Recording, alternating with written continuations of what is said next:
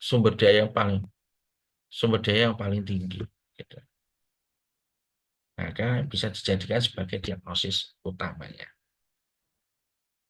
Nah, kapan resume medis itu diberikan?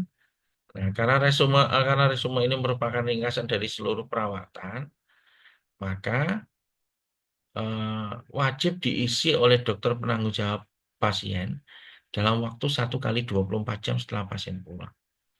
Jadi ketika pulang itu pasien sudah eh, diberikan kopi ya gitu ya. Biasanya ini berbentuk rangkap, satu disimpan di dokumen rekam medis, satu untuk keperluan pembiayaan klaim kalau itu pasien untuk pihak asuransi. Kemudian yang ketiga untuk pasien. Kemudian apa tujuan dan manfaatnya dari resume medis ini? Menjaga kelangsungan mutu pelayanan medis. Kemudian memberikan jawaban bagi pihak asuransi, dokter, konsulen tentang perjalanan penyakit pasien, pengobatan dan perawatannya. Kemudian dokter atau asisten ahli dapat mengumpulkan, menyimpan tentang kasus-kasus. Ya, jadi kemudian resume medis berisi tentang keterangan yang penting tentang penyakit pasien dan eh, itu mohon izin adik-adikku yang kami banggakan, saya izin waktu 5 menit. Saya izin waktu 5 menit. Ya. Saya sedang ada tamu, eh, menemui tamu di depan sebentar ya, 5 menit. Mohon ditunggu ya.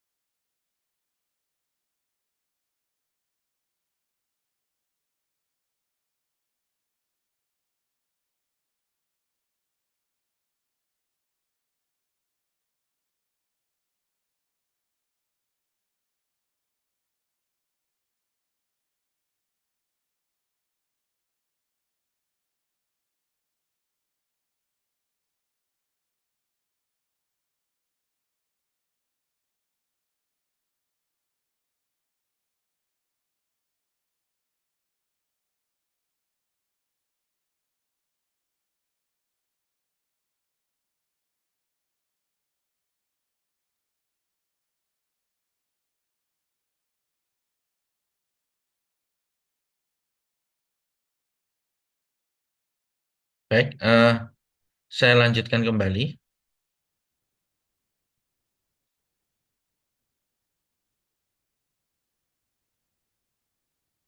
tentang tujuan dan manfaat daripada resume medis ini. Jadi, menjaga kelangsungan mutu pelayanan medis itu jelas bahwa ketika pasien itu pulang rawat inap dan disarankan untuk kontrol, tidak perlu di rumah sakit ketika dirawat, misalnya diminta oleh dokternya cukup di klinik atau puskesmas terdekat, maka ini bisa menjadi informasi informasi, eh, dan informasi ini ketika dibaca oleh dokter di puskesmas atau klinik itu sebagai eh, bagian dari transfer knowledge ya, transfer informasi. Ketika dirawat di rumah sakit, pasien dilakukan pemeriksaan, pengobatan, obat, kemudian obat yang dibawakan ketika pulang. Nah, artinya di klinik itu bisa memberikan terapi lanjutan seperti itu. Karena saat ini tidak harus pasien itu kontrolnya harus di rumah sakit. Maka data resume ini sangat penting ya. Selain dari prinsip utama yaitu kelangsungan mutu pelayanan medis. Kemudian yang kedua memberi jawaban. Nah, dengan menggunakan resume medis ini, maka bisa menjadi informasi juga ya, informasi oh pasien dilakukan perawatan ini, pengobatan ini, oh memang benar adanya dilakukan pemeriksaan penunjang ini dan sebagainya. Begitu juga bagi dokter itu bisa menjadi bahan untuk penelitian, kajian terkait dengan temuan-temuan kasus-kasus yang baru ya, menambah khasanah, menambah knowledge bagi dokter ya, ketika mendapati kasus-kasus penyakit yang sama dengan pengobatan sedemikian itu bisa eh, menambah penyembuhan bagi pasien. Yang keempat yaitu resume berisi keterangan penting tentang penyakit pasien. Jelas ya, berisi tentang, makanya resume itu harus diisi secara benar, tepat, dan lengkap.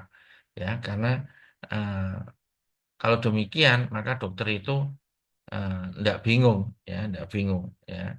Kemarin telah dilakukan eh, tindakan apa, obatnya apa, kemudian kemarin pulangnya itu dengan cara apa, diizinkan atau pulang atas permintaan sendiri atau sebagainya. Nah, tanggung jawab terhadap resume medis itu yang pertama dokter yang merawat ya, atau di sini dokter penanggung jawab pasien atau dokter penanggung jawab pelayanan. Ya, dokter ini merupakan tanggung jawab utama terkait dengan pengisian rekam medis. Mungkin banyak hal saat ini yang model pendelegasian, tapi tetap tanggung jawab utamanya itu adalah dokter. Ya, jangan sampai apa yang harusnya diinput maupun ditulis itu salah, tidak sesuai. Yang kedua, petugas rekam medis. Nah, petugas rekam medis itu juga bertanggung jawab ketika eh, dokumen rekam medis itu dipakai untuk kontrol maupun pengobatan lanjutan. Jadi dipakai dalam hal ini tugas perekam medis dalam bentuk retrieval. Ketika ada permintaan kembali terkait dengan dokumen rekam medis. Kemudian yang kedua adalah analisa dari kelengkapan isi, ya. Seperti itu. Nah, selama ini mungkin kita sudah belajar mengenai analisis kuantitatif, kualitatif, bagaimana secara kuantitas dari kelengkapan berkasnya, kemudian dari pengisian, ya, 4 parameter yang kita ketahui dari identitas sosial, autentifikasi dan lain sebagainya. Kemudian yang ketiga adalah pimpinan rumah sakit ini juga bertanggung jawab karena model rekam medisnya jika masih manual, maka harus menyediakan fasilitas. Ruangannya harus cukup ya, kemudian cukup untuk menampung 5 tahun aktif, 2 tahun inaktif, kemudian ada untuk menyediakan tempat yang akan dimusnahkan. Kemudian yang kedua adalah peralatan dan tenaga yang memadai. Kemudian yang keempat adalah staf medis terdiri dari dokter, perawat, dan tenaga profesional lainnya. Yang kedua menentukan kualitas pelayanan kepada pasien. Jadi tanggung jawab resume ini juga eh, eh, harus sama-sama eh, dimonitor oleh semua, baik itu perawat, tenaga profesional. Jika ketika pulang dokter belum mengisi, maka diingatkan. Ya, kemudian ketika dokter ini eh, lupa hari ini belum visit, ya, maka untuk diingatkan. Ya. Nah, unsur kelengkapan resume medis yaitu yang pertama adalah kelengkapan isian dari resume medis itu sendiri. Ya, isian resume medis biasanya akan melihat dari pengisian formulir-formulir yang lain. Mungkin terkait dengan hasil laboratorium, hasil pembacaan radiologi, kemudian catatan perkembangan pasien terintegrasi, dan sebagainya. Yang kedua yaitu validitas kesahan dari isi resume medis, dan yang ketiga adanya sanksi untuk dokter yang lupa mengisi resume medis. Jadi nanti setelah dicek kelengkapannya, nah ini dicek sah atau validnya dari isi resume medis. Kira-kira misalnya dokter lupa tidak mengisi tanda tangan, ya. Dokter benar mengisi, tapi tidak sesuai. Semua diagnosis dimasukkan. Harapannya itu nanti agar nilai klaimnya tinggi. Itu juga nggak boleh. Adanya dokter yang alpa. Jadi seandainya dokter tidak mengisi resume medis dan ini terkait dengan pembiayaan klaim, maka ketika itu terjadi tidak bisa dibayar, nah, maka dokter yang bertanggung jawab untuk hal tersebut. Kemudian untuk format resume medis, ya, dalam Permenkes 269, pada pasal 4 itu disebutkan ringkasan pulang sebagaimana diatur harus dibuat oleh dokter atau dokter gigi yang melakukan perawatan pasien. Nah, isi ringkasan pulang atau resume medis sekurang-kurangnya memuat satu identitas pasien, dua diagnosis masuk dan indikasi pasien dirawat, tiga ringkasan hasil pemeriksaan fisik, kemudian diagnosis akhir, pengobatan, dan tindak lanjut. Kemudian yang keempat adalah nama dan tanda tangan dokter. Nah, ini ya. Jadi mulai dari identitas, kemudian diagnosis masuk, ya, tanggal masuk, tanggal keluar, ya. Seperti itu, kemudian ringkasan, kemudian obat yang dibawakan ketika pulang, ya. Dan jangan lupa terkait dengan autentifikasinya, nama dan tanda tangan. Nah, untuk contoh item pengisiannya itu ya nama pasien, nomor, nanti sesuai dengan format berikut. Nah, indikasi penulisan resume medis itu kapan? Ketika dokter ketika dokter sudah menyampaikan pasien ini akan pulang. Nah, atau pasien ini akan pindah rumah sakit, atau pasien ini telah meninggal. Ya, nah, untuk istilah pulang baik ini yang diizinkan dokter maupun atas permintaan sendiri oleh pasien atau keluarga pasien. Maka di sini harus sudah membuat resume medis. Ya, jangan sampai eh, pasiennya sudah pulang beberapa hari, dokter belum mengisi resume medis. Nah, itu contoh yang menunda eh, menunda untuk kevalidan klaim, ya, untuk menunda juga terkait dengan kelengkapan rekam medis. Ya. Kemudian faktor-faktor yang mempengaruhi dalam kepatuhan dokter mengisi rekam medis itu ada faktor internal, faktor eksternal, ya. Ya, kemudian kalau faktor internal misalnya dari pengetahuan, dokter mungkin ketika pengetahuannya eh, fresh graduate, itu akan mengisi rekam medis sesuai dengan asuhan kedokteran yang pernah dipelajarinya. Nah, begitu juga eh, ketika pengetahuannya sudah banyak, dokter pun juga akan mengisi eh, resume medisnya juga secara lengkap ataupun mungkin sesuai dengan perkembangan saat itu, sesuai kasusnya. Nah, kemudian dari masa kerja, nah, kadang ada dokter yang masa kerjanya pendek dengan masa kerja yang panjang. Ya, ada juga mungkin yang masa kerja pendek itu nulisnya rutin, bagus, lengkap, gitu. Tapi yang masa kerja yang panjang diimbangi dengan jumlah pasiennya dokter tersebut yang banyak, akhirnya bisa jadi juga tidak lengkap, gitu loh. Ya, maka di sini butuh pengawasan atau monitor dari leading yang ada di ruang perawatan. Kemudian faktor internal tentang status dokter, baik itu tenaga tetap maupun honorer, ini juga berpengaruh. Ya, kadang eh, ketika statusnya masih tenaga biasa itu nulisnya lengkap. Sebaliknya yang sudah jadi tenaga tetap nulisnya menjadi tidak lengkap atau eh, hurufnya jelas, ya, hurufnya tidak jelas dan sebaliknya. Nah, ini bisa dilakukan suatu penelitian, ya. Yang keempat yaitu persepsi beban kerja. Nah, ketika dokter menyampaikan bahwa beban kerjanya tinggi, tidak mampu menulis resume medis atau format lainnya secara lengkap, ini juga bisa mempengaruhi. Ya. Berikutnya adalah faktor eksternal. Faktor eksternal ini bisa dipengaruhi dari insentif yang diterima, ya. Kemudian motivasi, apakah dokter tersebut sebagai dokter tetapnya rumah sakit atau sebagai dokter tamu itu juga eh, motivasinya sudah beda, gitu.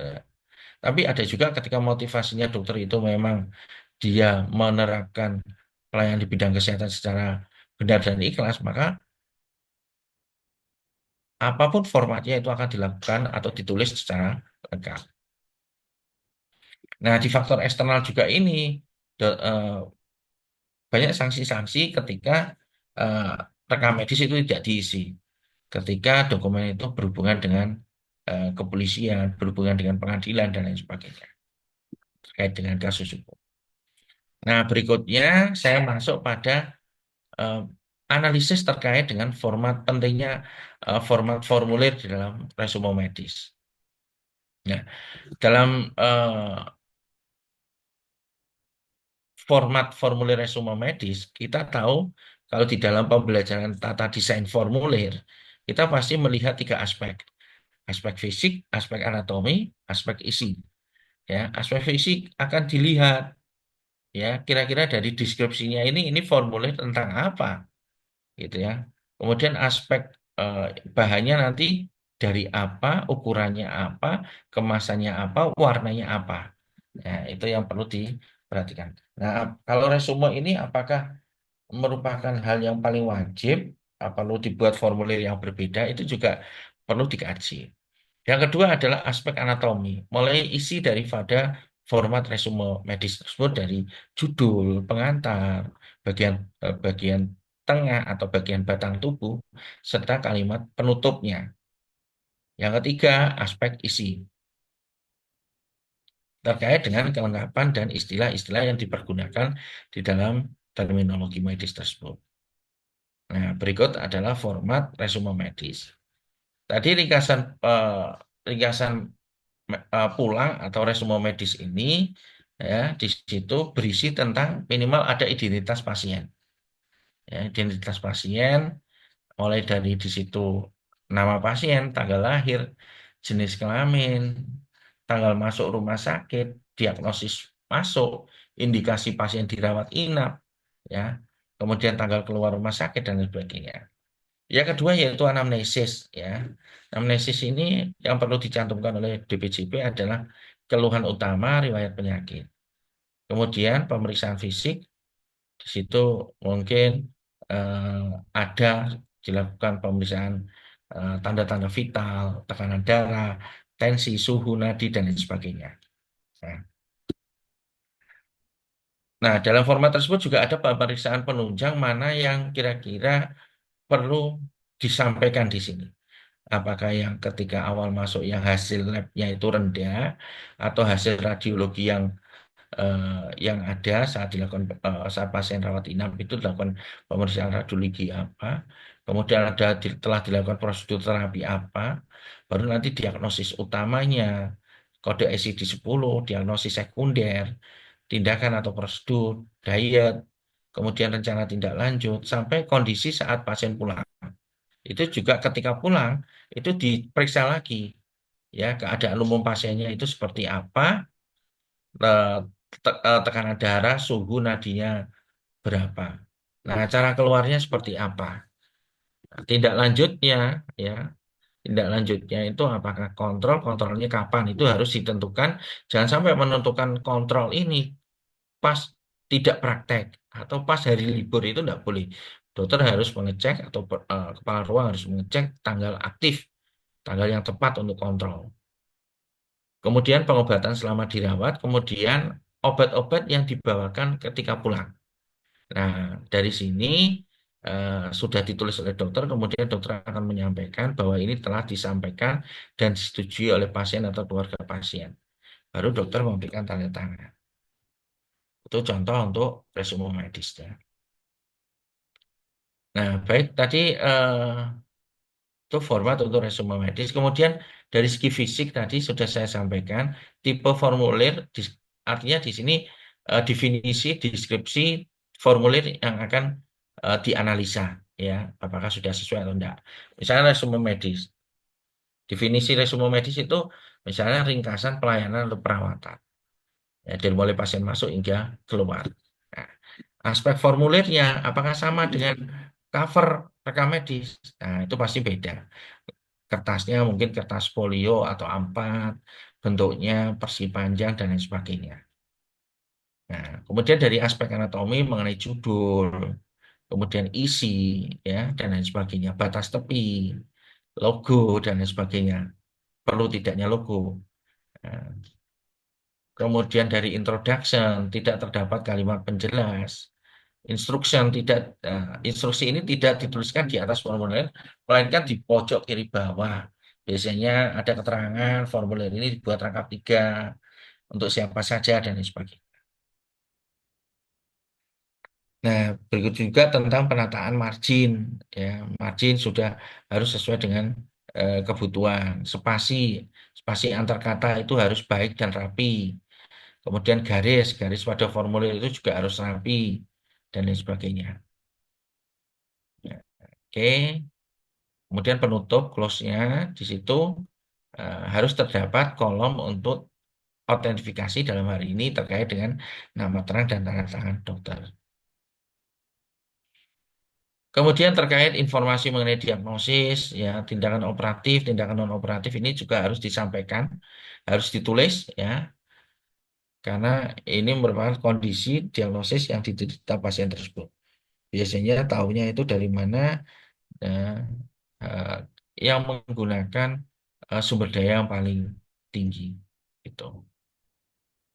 Ya, tadi ya, diagnosis sekunder, diagnosis primer, ya, tindakan operatif, ya, semua tindakan pengobatan yang menggunakan cara invasif dengan membuka atau menampilkan bagian tubuh yang akan dioperasi. Tindakan non operatif, tindakan pada pasien tanpa pembedahan untuk membantu dalam menegakkan terapi maupun diagnosis. Nah, untuk inputan ICD-10 dan ICD-9-CM itu sesuai dengan kaidah tata aturan dalam perkodean. Begitu juga dalam format resume medis ini juga harus dimasukkan mengenai diet, makanan yang perlu dikonsumsi oleh pasien, makanan yang akan dimakan menurut aturannya, dan lain sebagainya. Berikutnya mengenai pentingnya kelengkapan resume medis. Nah, kita tahu bahwa per 1 Januari itu banyak pasien yang beralih dari umum ke BPJS Kesehatan. Ya, karena eh, negara menerapkan universal coverage gitu ya. Di mana peserta jam sostek, jam kesmas, askes PNS, TNI, Polri itu masuk menjadi BPJS Kesehatan, ya, di mana BPJS Kesehatan ini sebagai penyelenggaranya untuk mensukseskan program nasional yaitu Jaminan Kesehatan Nasional. Nah, untuk sistem pembiayaan itu menggunakan tarif inasi BIJIS dan sistemnya adalah paket pembayarannya. Kemudian klaim tergantung coding. Ketika codingnya sesuai dengan tulisan diagnosis dokter, maka akan mendapatkan coding yang tepat. Nah, klaim tergantung coding, artinya coding tergantung dari kelengkapan resume medis. Nah, peran dari dokter sebagai aktor utama kelengkapan resume medis ini sangat penting karena menentukan diagnosis utama, diagnosis sekunder, prosedur utama, dan prosedur sekunder. Jadi harus eh, jeli dan teliti, ya. Tidak boleh juga up diagnosis, up tindakan seperti itu. Nah, ketika data yang dimasukkan itu error, inputannya atau tulisan diagnosisnya itu tidak sesuai, maka juga akan menyebabkan hasil coding itu juga tidak sesuai atau error. Dan ketika ini juga masuk kategori error, maka hasil codingnya itu turun. Maka nilai klaimnya itu juga rendah. Ketika klaimnya rendah, itu juga mempengaruhi pendapatan rumah sakit menjadi turun. Ya, seperti itu.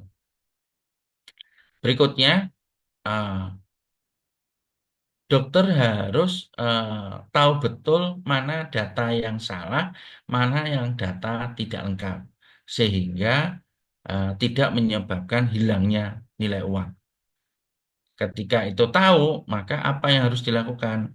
Menuliskannya dalam rekam resume itu secara akurat dan lengkap, meliputi diagnosa utama yang ditemukan, diagnosa sekunder, prosedur utama, dan lain-lain.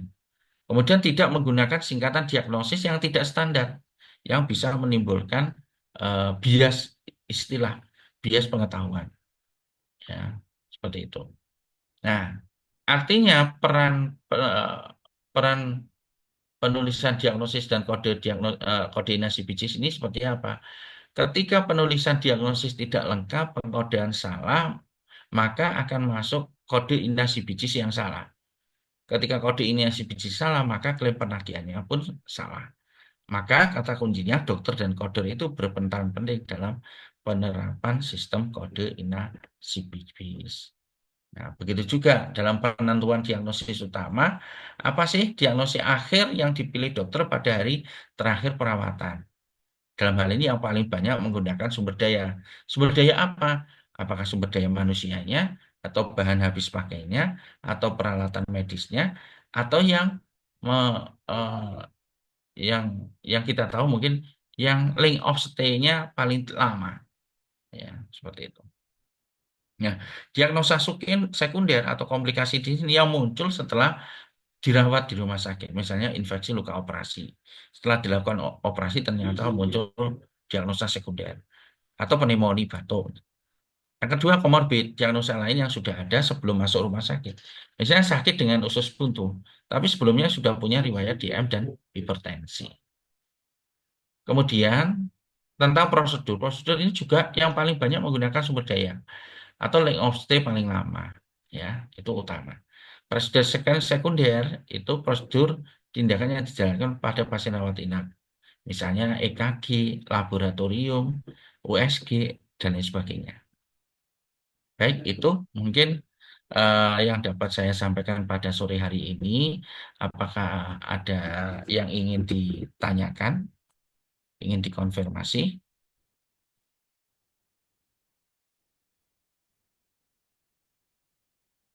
Halo?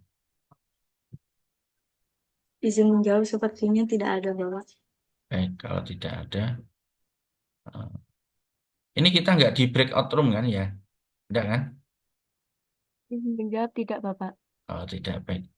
Nah, kalau tidak ada, minta tolong on kamera, segera, langsung. Jadi nanti kalau yang ingin apa keluar untuk beli takjil, untuk ngabuburit, ya silakan. Kami minta tolong dibantu Mbak eh, Aulia menyampaikan ke teman-teman, ya, on kamera. Minta tolong PJMK-nya ya, diberitahu, yuk on kamera.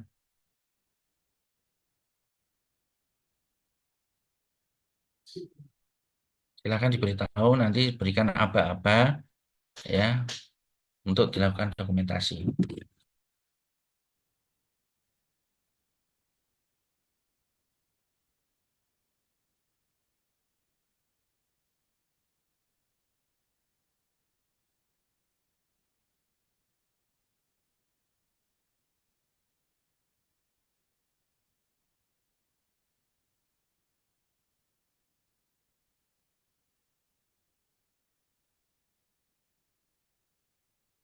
Yuk, yang lain.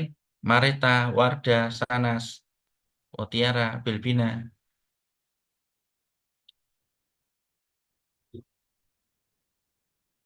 Silakan PJMK.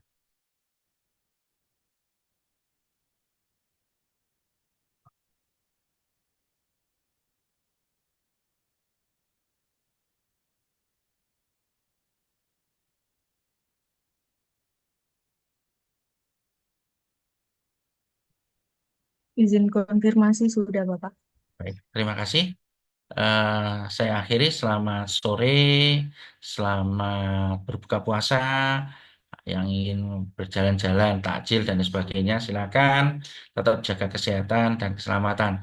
Saya akhiri dan juga saya menyampaikan selamat menyambut Hari Nan Fitri, Idul Fitri, selamat berlibur, selamat sore, Assalamualaikum warahmatullahi wabarakatuh.